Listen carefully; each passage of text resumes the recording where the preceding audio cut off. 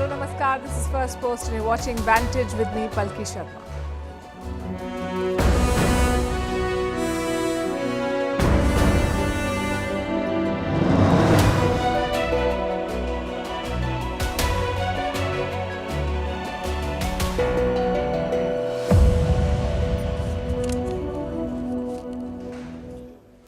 Tonight we begin with the story of Byjus. From a superstar on the Indian startup scene to a cautionary tale, the company and its founder have seen quite the crash. They're being investigated by the Enforcement Directorate of India. They owe money to the Indian Cricket Board. The debt is piling and now Byju Raveendran, the founder, has pledged his homes to pay salaries. We'll tell you what this means. Meanwhile, Vladimir Putin is heading to Saudi Arabia and the UAE. On the agenda are oil and West Asian politics. Ukraine is running out of funds and aid from America and Europe may stop. Does this mean the war will end? We'll discuss that. In the other war, it seems like Hamas not only attacked Israel, they also shorted it. We'll explain. Kenyan President Ruto is in India. A report on why this visit is significant. Has the junta lost the plot in Myanmar? Why is India slipping in the global talent rankings? What is the UK Home Secretary doing in Rwanda? Can he revive the deportation deal? And a new study says wishing strangers good morning can transform your life. But first, the headlines. Moody's downgrades China. The outlook on China's credit rating has gone from stable to negative. The reason for the cut is the rising debt in the world's second largest economy. China is also battling a massive housing crisis and record youth unemployment. A Nigerian army drone kills more than 80 civilians by mistake. The drone was targeting armed groups in the northwest Kaduna state. President Bola Tinubu orders a probe amid outrage over this incident. This is one of Nigeria's deadliest military bombing accidents. Iranian President Raisi will meet Vladimir Putin in Russia on Thursday. Putin visited Tehran in July last year. Both countries are looking to bolster economic and military ties amid Western sanctions. Iran has been accused of supplying weapons to Russia in its war against Ukraine. In India, cyclone Mikjom makes landfall in Andhra Pradesh amid heavy rain. In Chennai, at least 12 people are dead in rain-related incidents. Actor Amir Khan and badminton player Jwala Gutta rescued from their flood-hit homes. Chennai Airport resumes operations. European Union approves ban on destroying unsold clothing. The new rules crack down on fast fashion in a bid to reduce waste. The law, when it comes into force, will ban destroying unsold textiles and footwear. And Indian siblings make history. Pragnananda and Vaishali are the first brother-sister duo to become chess grandmasters. In 2018, Pragnananda became the youngest grandmaster at the age of 12. His sister Vaishali is the third Indian woman to become a chess grandmaster.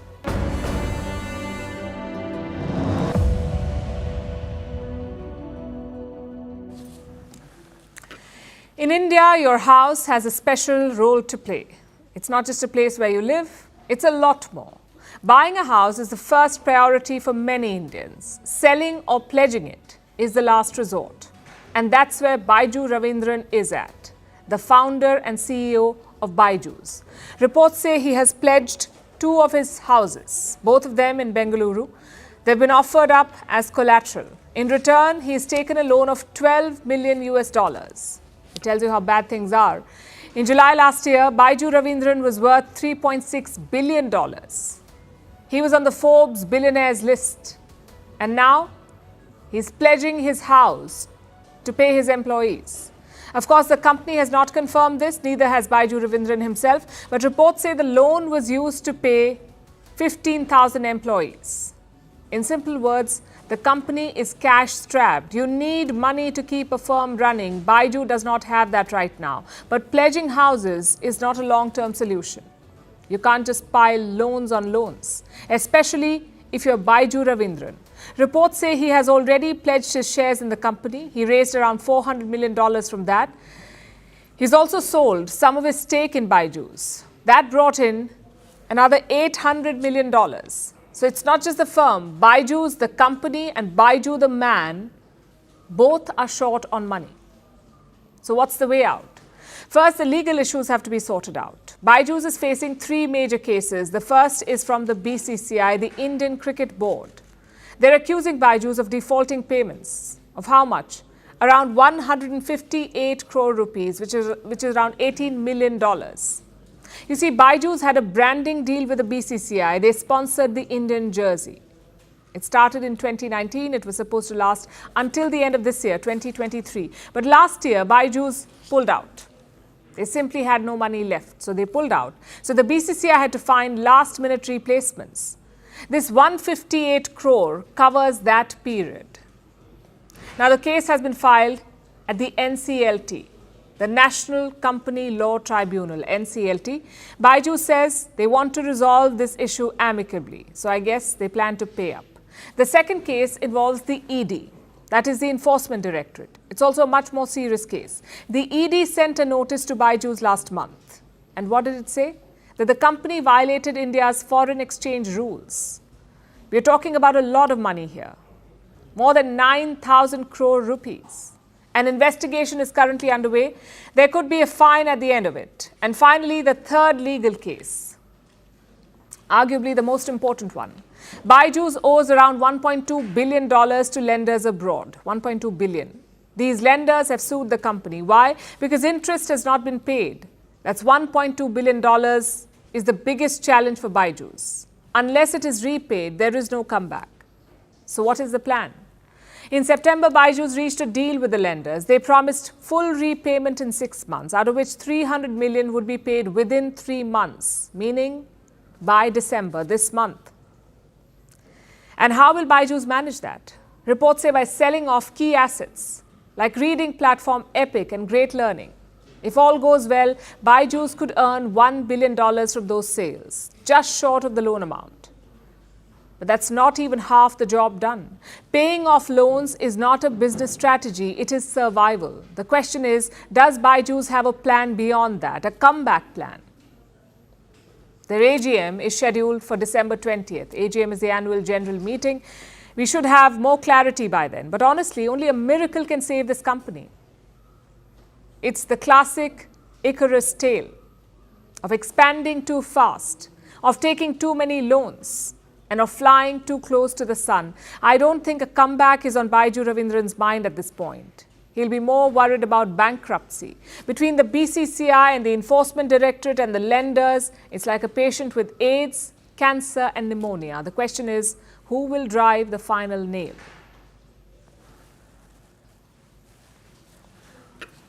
Some geopolitics now. Vladimir Putin is on the move. He's making a rare foreign trip amid the war in Ukraine.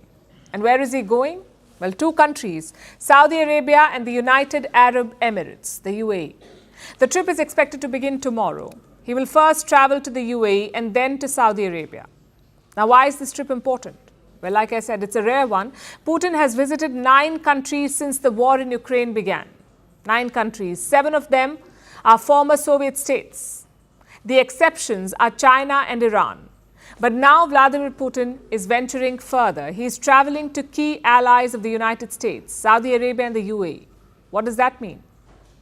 Perhaps he's feeling more confident, which brings us to the agenda of this trip. What unites Russia, Saudi Arabia and the UAE? What's the common factor? Oil.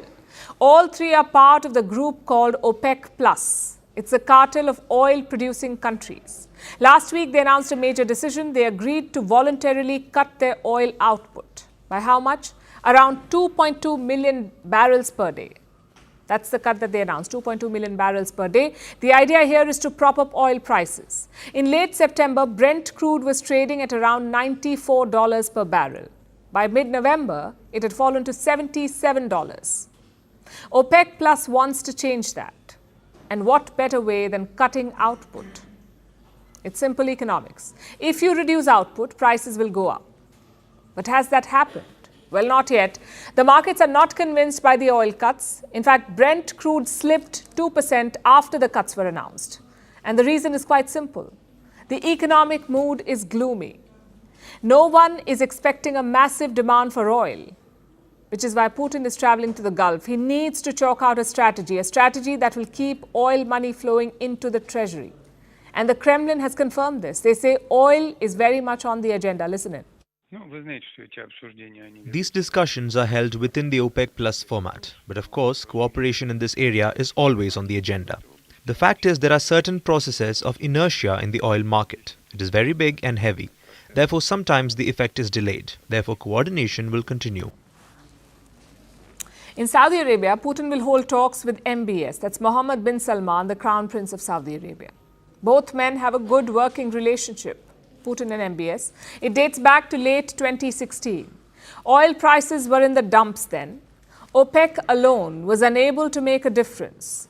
So other oil states came together to form what we call OPEC Plus.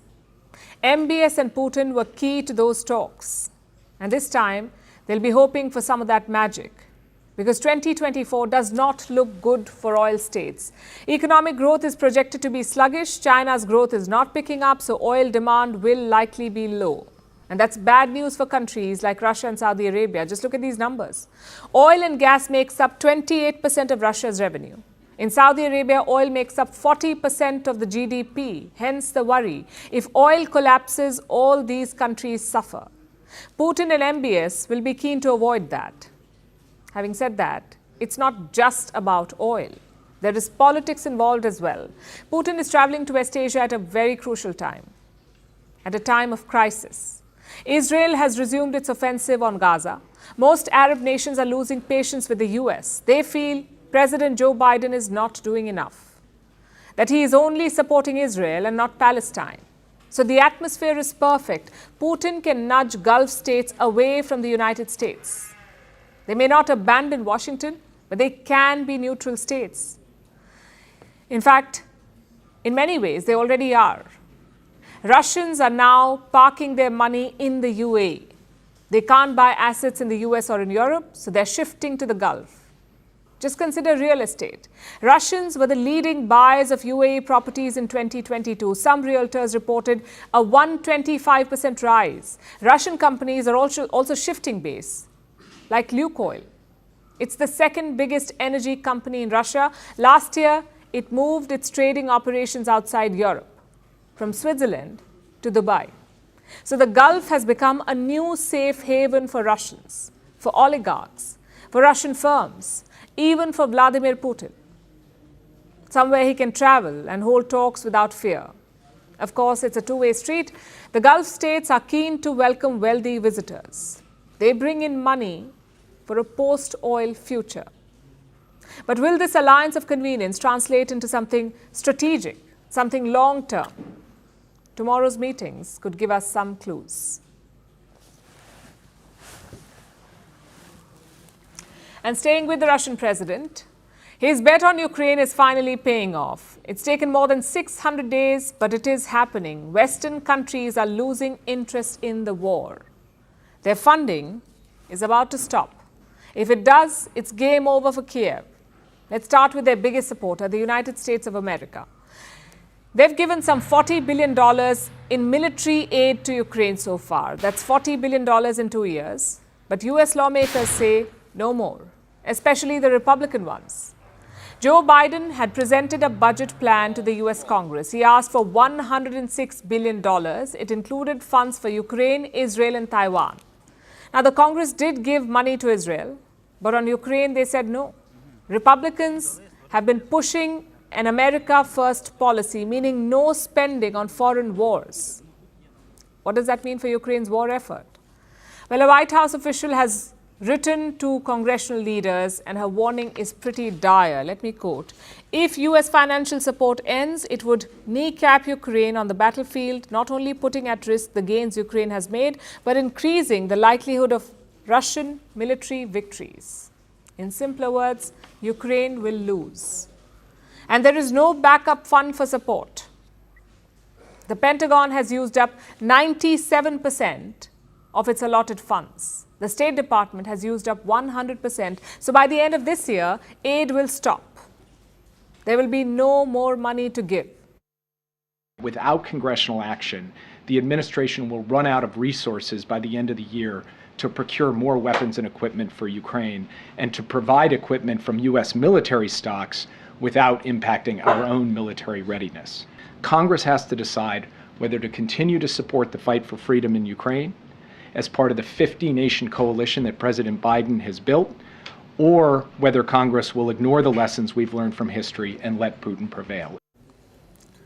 Without US aid, it's just a matter of time. Kiev could fall within weeks or months, which brings us to two important questions. One, can Congress still strike a deal? And two, what about Ukraine's allies in Europe? Well, Congress can strike a deal. We've seen last-minute talks on debt ceiling.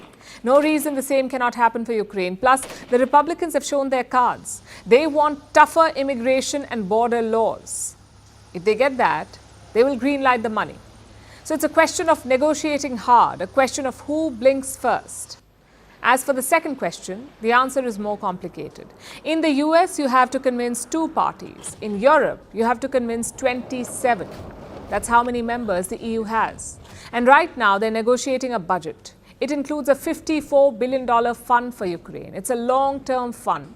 The idea is to keep Ukraine afloat until 2027. Just one problem, though. Not everyone is on board. Hungary's Prime Minister Viktor Orban is opposing the proposal. He's pulling an Erdogan in the EU, using his position to gain an advantage. You see, Brussels is supposed to give $24 billion to Hungary. Orban needs that money, $24 billion. But the EU leadership has put a freeze on it. They say Hungary has rule of law issues. Fix that first and then take the money. So what does Viktor Orban do? He flips the strategy. He threatens to block the EU budget instead. It's a classic case of brinkmanship. But for Ukraine, it's a matter of survival. The winter has already set in. Russia has begun striking Ukraine's energy infrastructure. If foreign funding stops, Kiev will fall. And Putin knows this. In fact, he knew it all along. Putin was betting on Western support and unity to crumble. He was right about that. What he got wrong was the timetable. Does that mean it's game over? Well, today is the 5th of December. We have an entire month before time runs out. And in politics, 1 month can be a long time. The Congress could still strike a new deal. The EU could still accommodate Hungary. So the war is not over just yet. But it has exposed the drawbacks of this Western alliance, of how fragile the support is. The regime in Kiev should take note of that.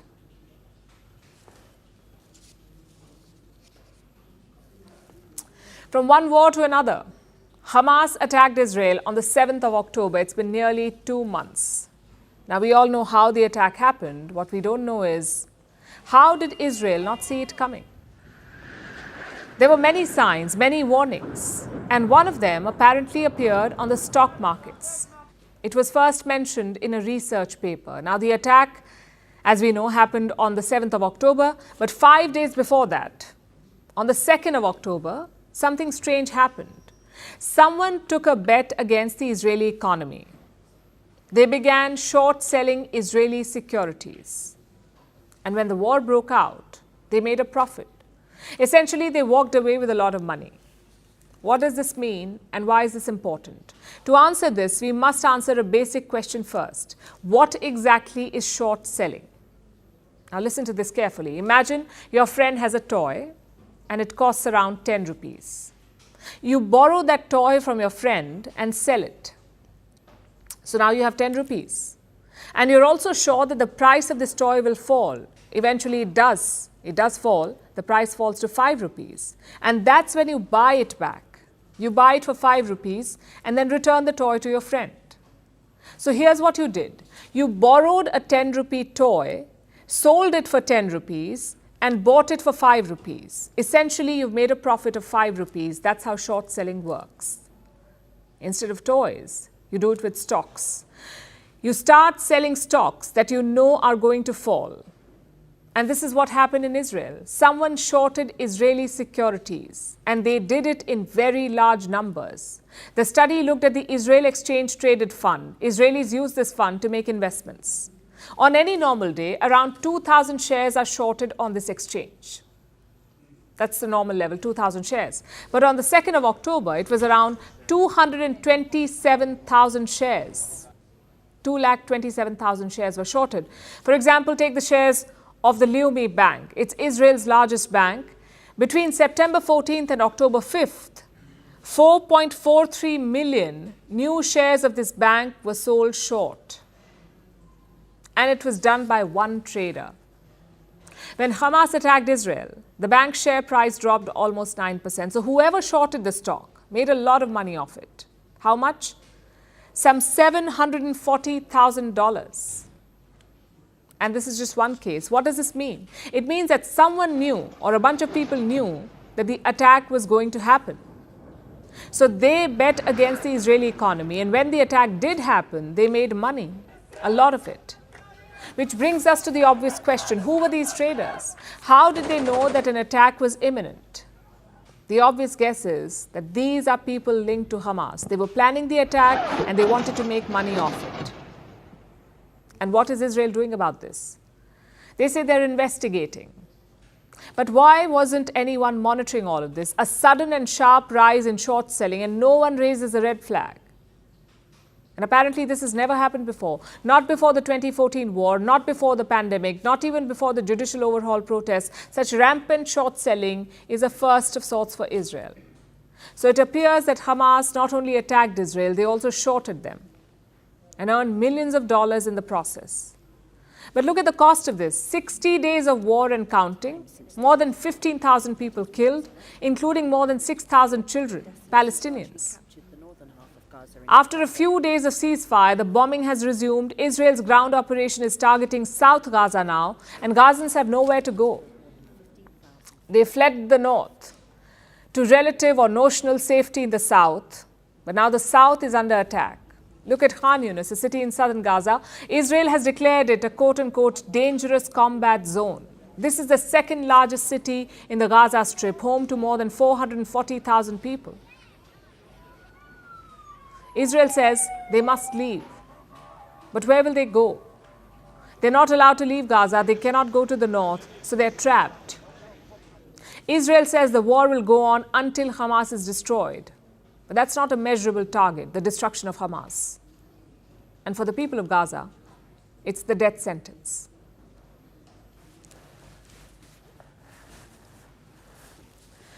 For our next story, let's look at Kenya.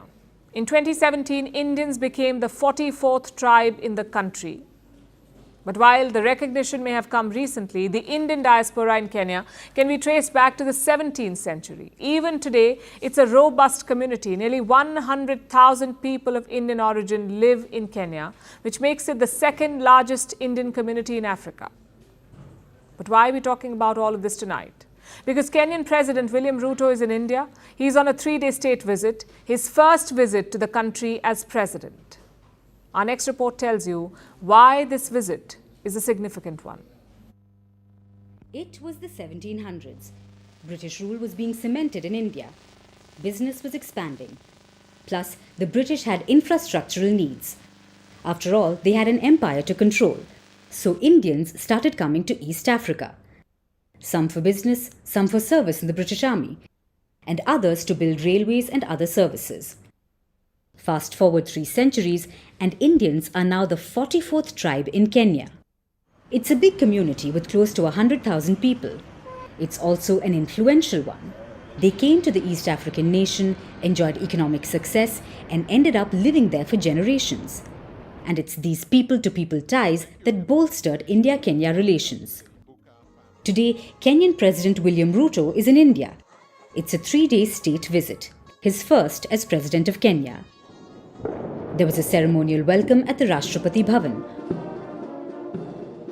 followed by a visit to the Rajghat, where Ruto paid his respects to Mahatma Gandhi. This is the first Kenyan presidential visit in 6 years, so it's obviously a special one. I want to report to you that in 2017, all the Indian nationals that are in Kenya were made Kenyan citizens. Today, Kenya is no longer their second home. Kenya is their first home. And we celebrate them because they are a great people and they have created a bridge between Kenya and India. Because of that relationship, we have had a long history of collaboration. And today, in my visit, we have consolidated that relationship. and expanded the scope of engagement between our governments. The focus is on strengthening these ties. But there's a lot more on the plate, like investments. India will provide Kenya with a $250 million credit line. This is to modernize its agriculture sector. Both India and Kenya are agrarian economies, so this is important. Plus, there's the issue of terrorism. It's affecting both India and Kenya. President William Ruto said it himself. Terrorism is a big issue both for Kenya and India, and we've agreed that our defense forces will work together in collaboration, sharing information, sharing experience, sharing knowledge and intelligence to make sure that we deal with the challenge of terrorism. So the two countries are looking at closer cooperation. Both Indian and Kenyan defense forces will share information, experience and intelligence to deal with the issue. Kenya और भारत का करीबी सहयोग Indo Pacific उसमें हमारे सभी प्रयासों को बल देगा। भारत और केन्या एकमत है कि आतंकवाद मानवता के लिए सबसे गंभीर चुनौती है। इस संबंध में हमने काउंटर टेररिज्म के क्षेत्र में आपसी सहयोग को बढ़ाने का निर्णय लिया है। And then there's trade. India is one of Kenya's largest trading partners. President Ruto will also attend a business investment summit here in India. So the idea is to attract more investment. India and Kenya signed 5 MOUs on agriculture, healthcare and other sectors. So this visit is an important one. The emphasis is on boosting existing ties and building the India-Kenya relationship. The two countries already share a colonial past, and they now look forward to sharing a future of friendship and cooperation.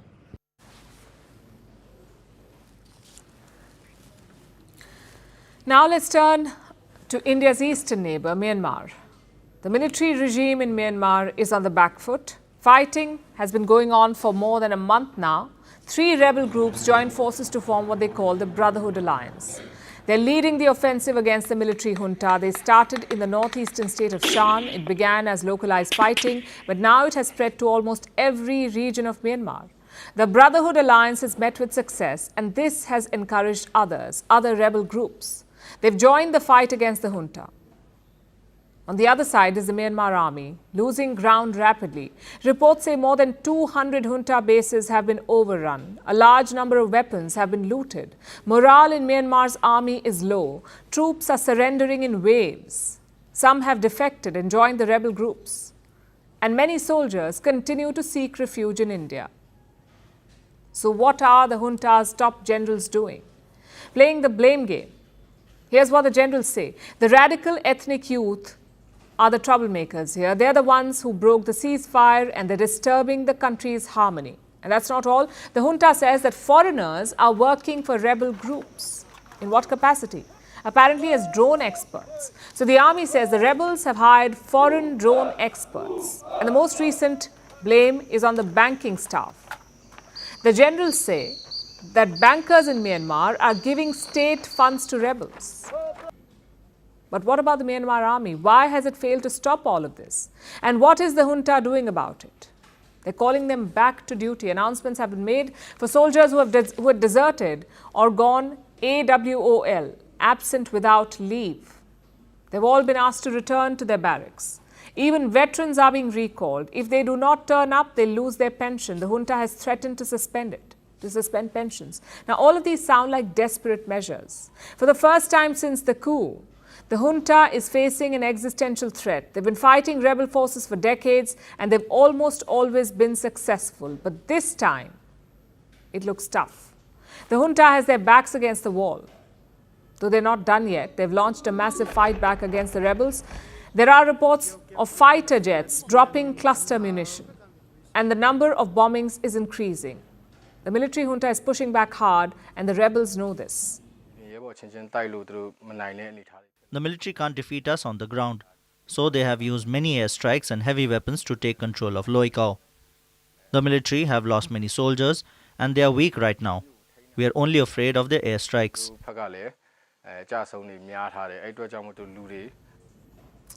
The airstrikes have slowed down the rebels, but they haven't stalled the fighting. Townships are still being taken over by them in the northern Sagaing state. There is already a change in leadership. The junta has been replaced. This is in a town called Kolin, one of the largest townships in the state. Rebel groups have installed civilian leadership there. Kolin has become the first district-level town to return to civilian rule. But this has come at a cost. The fighting has left most of the towns deserted. Loikao residents have fled from the township and only 3 or 4 out of 14 town quarters still have some civilians there. And we can say 70% of Loikao's population are displaced right now. Hundreds of thousands have been displaced and the fighting seems to be nowhere near an end. Rebel groups are confident Myanmar's military is struggling to fight on multiple fronts. The junta's top general blames ethnic groups for this. He's calling on the rebels to solve their problems politically. This is the military junta saying, solve your problems politically. But he made no mention of the discontent against the military regime. The situation is precarious. Myanmar faces an uncertain future and its neighbors are being drawn into this chaos. India has already opened its doors to refugees. Thailand too has taken in hundreds. China, on the other hand, wants nothing to do with this mess. They've carried out a short live-fire military exercise near the border with Myanmar and now they've closed their doors. The international community remains silent and caught in the middle are civilians who continue to suffer.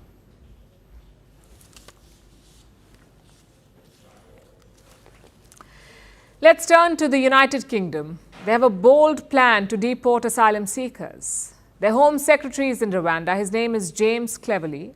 He's signing a new and controversial agreement, a deal that allows Britain to send thousands of refugees to Rwanda. It's a desperate attempt to reduce the influx of migrants. It's part of Prime Minister Rishi Sunak's refugee policy. The UK Supreme Court has already ruled against it. They've called it a violation of international human rights. But that's not stopping London. This new treaty will allow them to deport thousands of asylum seekers to Rwanda. In return, the African nation will receive millions of dollars. And the world is watching this, especially European states. Many of them are facing a migration crisis of their own. So is this the new getaway card for Europe's problems? Here's our report. Europe is facing a migration crisis. Millions are fleeing West Asia and Africa. These refugees are landing up on Europe's borders. And this has become a major concern for many governments. Europe is struggling to stop the inflow of migrants. And the United Kingdom is resorting to some controversial strategies. Britain wants to deport thousands of refugees to the African nation of Rwanda. And Prime Minister Rishi Sunak is not backing down. It all started in 2022. The British government announced that anyone entering the UK illegally would be deported to Rwanda. The first deportation flight, which was scheduled to fly out, was cancelled due to legal challenges. And then began a long trial. Last month, UK's Supreme Court ruled against the government. They called the deportation plan unlawful and a violation of international human rights. But the Sunak government was quick to find ways around the ruling. Today, the Supreme Court has judged that the Rwanda policy requires a set of changes in order to be lawful. I do not agree with this decision, but I respect it and accept it. The rule of law is fundamental to our democracy. We have prepared for all outcomes of this case. And so we have been working on a new international treaty with Rwanda. This will provide a guarantee in law that those who are relocated from the UK to Rwanda will be protected against removal from Rwanda. Now the UK is signing a new binding treaty with Rwanda. Britain's Home Secretary James Cleverly is in the African nation. The treaty will allow the UK to deport thousands of refugees to Rwanda. In return, Rwanda will get millions of dollars for housing the refugees.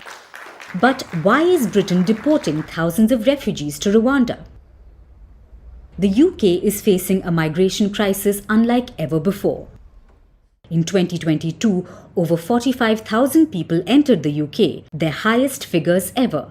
This is also having an impact on the economy. The UK spends close to $4 billion every year on refugees.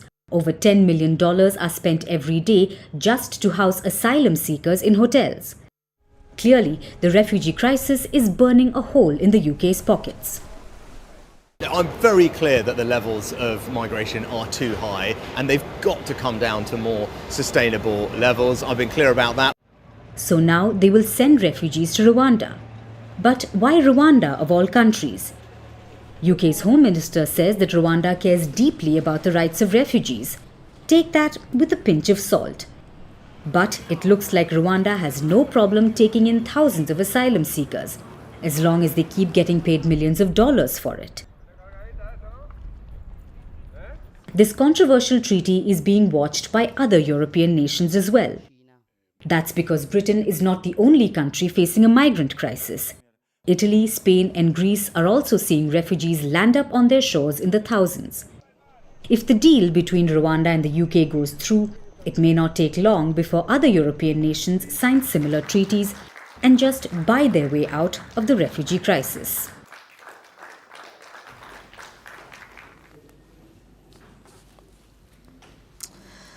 Ask any type A person and they'll say lists are good. But you know what's better?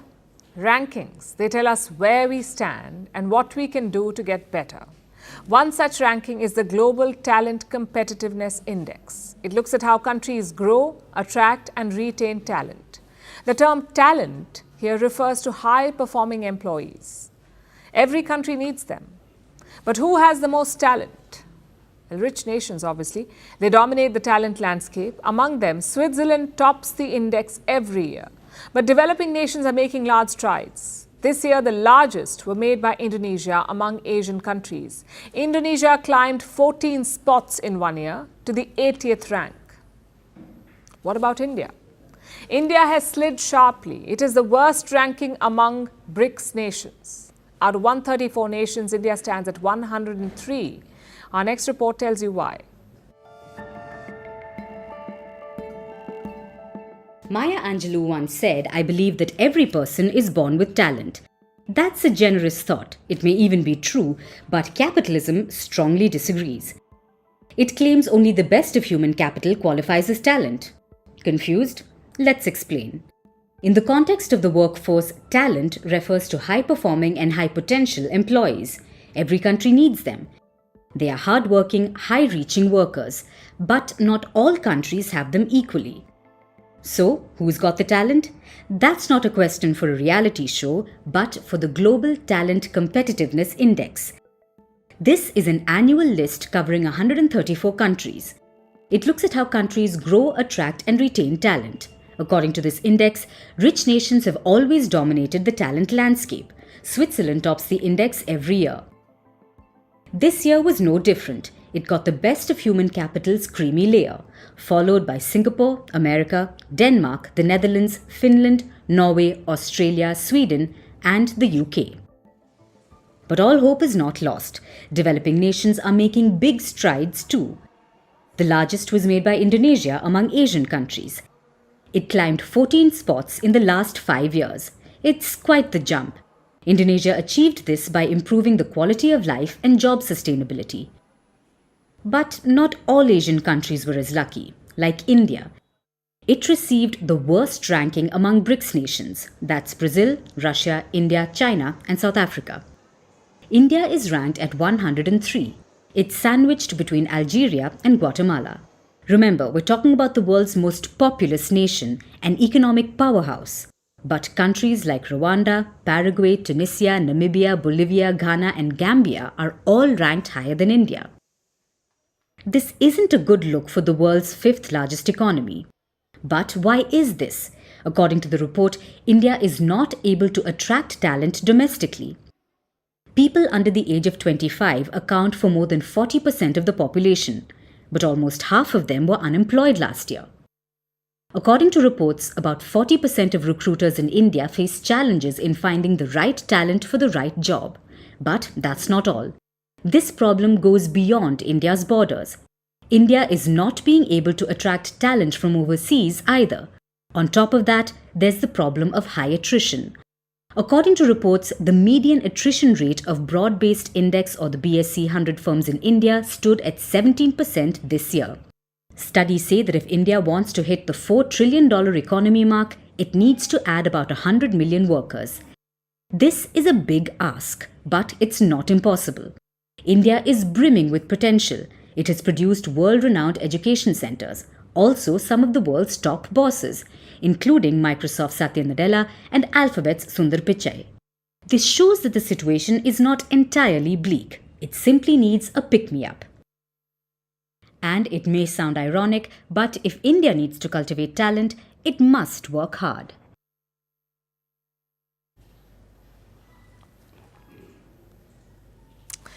For our next story, let me tell you about a modern-day paradox. Most people have one thing in common: feeling alone. The World Health Organization agrees. Last month, it designated loneliness as a global public health concern. Loneliness increases the risk of early death by 39%. It is as damaging as consuming 15 cigarettes a day. We told you about this. It's as lethal as consuming 6 alcoholic drinks a day. At any given time, loneliness affects 1 in 4 people the world over. It shouldn't be this way, especially because we know what to do about it. The answer is social relationships. The quality of our relationships affects our well-being. They are an overwhelmingly strong indicator of happiness. Relationships are a very strong indicator of happiness. A hefty body of research has proven this time and again.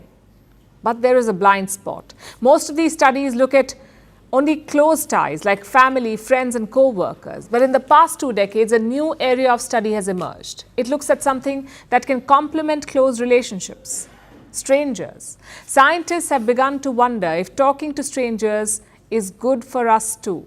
And the results are striking. A new study is out. It says that talking to strangers can lead to greater life satisfaction. Even a simple good morning can transform lives. Morning person or not, it can make people feel valued. And that is considered a fundamental human need, to be valued. But this is not all. Several studies show that talking to strangers can make us happier, mentally sharper, healthier, optimistic, and make us feel more connected. And this is true for both parties, those who initiate the conversation and those who partake in it. Both benefit. So governments have jumped on this bandwagon too. Last month, a Swedish city introduced the Say Hello campaign with advertisements on buses and workshops in schools, all nudging people to say hello to strangers. Meanwhile, countries like the UK, Sweden, Ireland, and Australia have adopted a chatty bench. It's a park bench where strangers can talk to each other. The campaign is quirky, but the idea is quite simple. Building connections with strangers is important for our social fabric. And this is not news. For centuries, most religious faiths have had similar messaging: to welcome the strangers we encounter. And in India, this is the foundation of a unique tradition of hospitality. We say, no guest is lesser than a god. But the question then remains, if talking to strangers is so pleasant and beneficial, why don't we do it more often? For starters, 2 words: stranger danger. Over the past few decades, this message has become all the rage across the world. Parents, teachers, police officers, politicians, practically everyone set aside their differences and spread the singular rhyming message. They agree that interacting with a stranger could put you at risk. So children are taught never to speak to unknown adults. When they become grown-ups themselves, they follow this familiar pattern. And before we know it, strangers are cast as a threat. But you see, human beings by nature are trusting. If they weren't, people would never invest in stocks or use dating apps or keep their money in banks or allow their children to take up gymnastics. Which is why being wary has its perks, but doing it indiscriminately becomes a trap. The second reason why we don't engage with people is technology. It's a no-brainer. A few years ago, it was impossible to go through life without speaking to strangers. You had bus or cab drivers, baristas, receptionists, grocery store cashiers, or just people helping you find your way in a new city. But all that has changed, thanks to third-party shopping and restaurant apps, or cab features that allow you to mute your driver, or maps on your phone.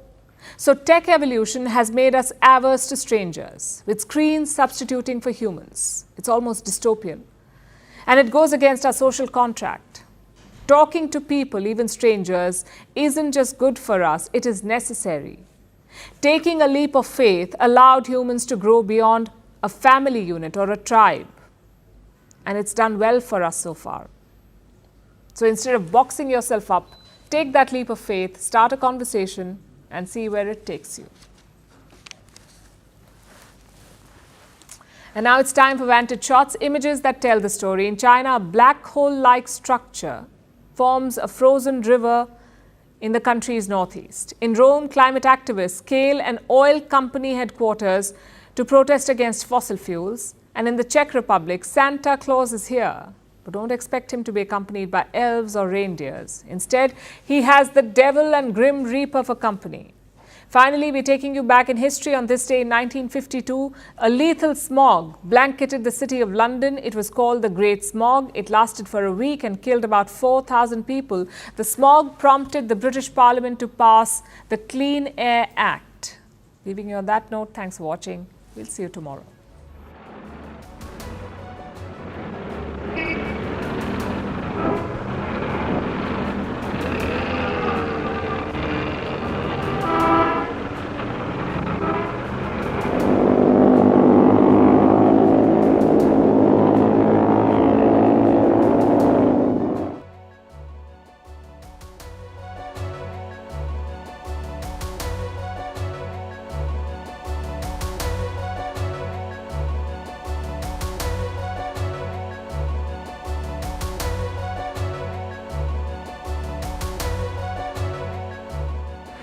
Eccolo.